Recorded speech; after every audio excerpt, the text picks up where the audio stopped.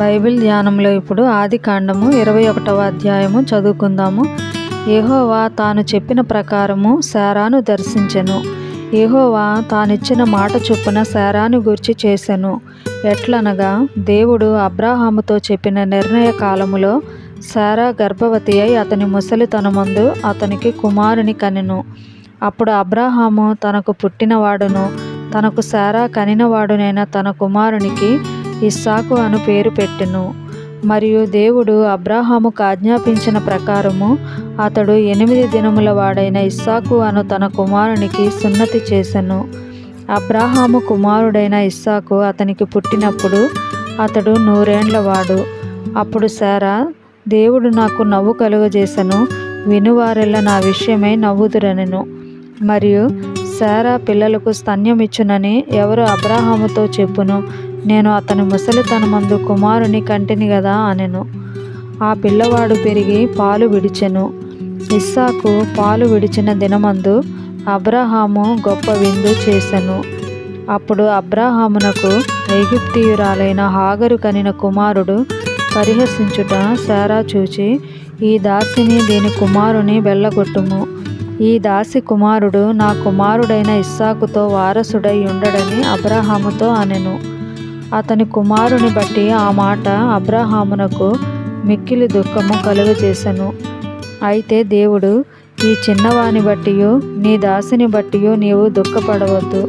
శారా నీతో చెప్పు ప్రతి విషయములో ఆమె మాట వినుము. ఇస్సాకు వలన అయినదియే నీ సంతానమనబడును.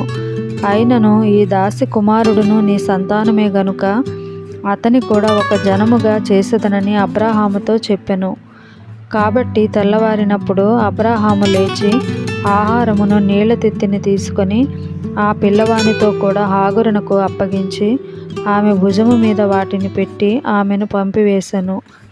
ఆమె వెళ్ళి బెయేర్షెబా అరణ్యములో ఇటు అటు తిరుగుచుండెను. ఆ తిత్తిలోని నీళ్లు అయిపోయిన తరువాత ఆమె ఒక పొద క్రింద ఆ చిన్నవాని పడవేసి, ఈ పిల్లవాని చావు నేను చూడలేనని అనుకొని వింటివేత దూరము వెళ్ళి అతనికి ఎదురుగా కూర్చుండెను. ఆమె ఎదురుగా కూర్చుండి ఎలుగెత్తి ఏడ్చెను. దేవుడు ఆ చిన్నవాని మొరను వినెను.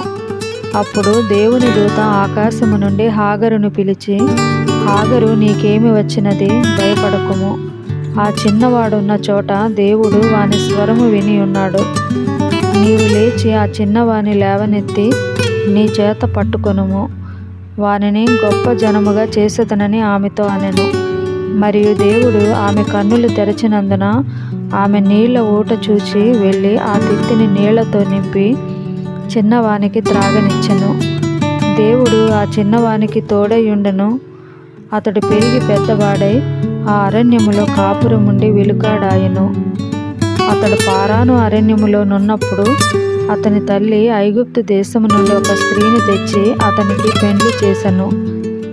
ఆ కాలమందు అబీమెలెకును అతని సేనాధిపతి అయిన ఫీకోలును అబ్రాహాముతో మాటలాడి, నీవు చేయు పనులన్నిటిలోనూ దేవుడు నీకు తోడై ఉన్నాడు గనుక నీవు నన్నైనను నా పుత్ర పౌత్రాదులనైనను వంచింపక నేను నీకు చేసిన ఉపకారము చొప్పున నాకును నీవు పరదేశివై ఉన్న ఈ దేశమునకు చేసేదనని దేవుని పేరట ఇక్కడ నాతో ప్రమాణము చేయమని చెప్పెను.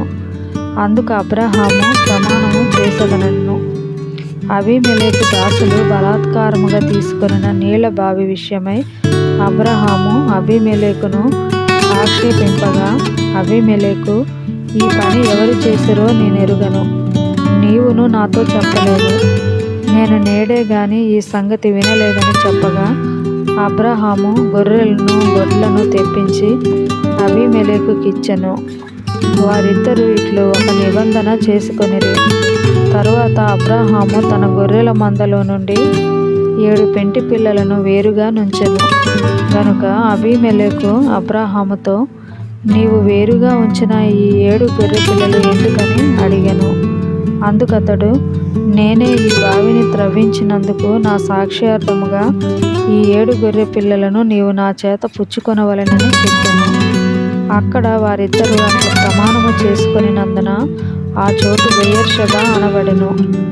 బెయేర్షెబాలో వారు అలాగూ ఒక నిబంధన చేసుకుని తరువాత అబీమెలెకు లేచి తన సేనాధిపతి అయిన ఫీకోలుతో ఫిలిష్తీయుల దేశమునకు తిరిగి వెళ్ళెను.